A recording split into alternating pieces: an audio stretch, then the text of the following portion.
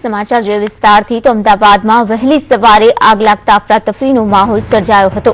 ગુરુકુળ પાસે આવેલ રાજહંસ એપાર્ટમેન્ટમાં આગ લાગતા દાઝી જવાના કારણે પિતા પુત્રીના મોત નીપજ્યા છે, જ્યારે દાઝી જવાથી માતાની હાલત ગંભીર છે અને તેમને સારવાર માટે હોસ્પિટલમાં ખસેડાઈ છે। તો દુર્ઘટના અંગેની જાણ થતાં જ 7 ફાયર ફાઈટરની ગાડીઓ ઘટના સ્થળ પર પહોંચી ગઈ હતી અને આગ પર કાબુ મેળવ્યો હતો। તો સ્થાનિકો ફાયર બ્રિગેડના મોડા આવવાના કારણે આગે વિકરાળ સ્વરૂપ ધારણ કર્યું હોવાનો આરોપ મૂક્યો છે। બીજી તરફ જો વાત કરવામાં આવે તો આગ લાગવાનું પ્રાથમિક કારણ શોર્ટ સર્કિટ હોવાનું જાણવા મળ્યું છે।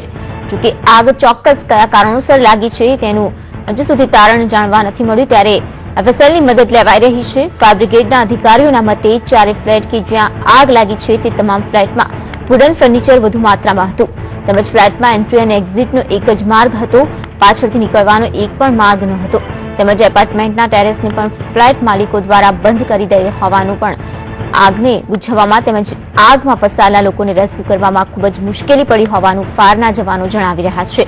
જો ફાયરની ટીમ વહેલા આવી ગઈ હોત તો કદાચ 2 જિંદગી આગમાં હોમાઈ જતા બચાવી શકાઈ હોત, ત્યારે તે સવાલ ચોક્કસથી ઊભો થઈ રહ્યો છે।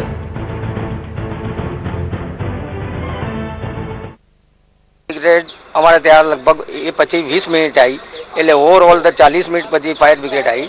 40 મિનિટ દરમિયાન અમે સેકન્ડ ફ્લોર પર રહેતા એમના સન, એમના વાઇફ અને એમની ડોટર બેભાન થઈ ગયા, અને જો ફાયર બ્રિગેડ ટાઈમસર આવી ગઈ હોત તો કદાચ અમે એમની જિંદગી બચાવી શક્યા હોત। પણ આ ફાયર બ્રિગેડની ભૂલ છે કે ગમે તે હોય, તમે કોલ સેન્ટર પર અમારો કોલ તપાસ કરી શકો છો કે અમે કેટલા કોલ કર્યા છે।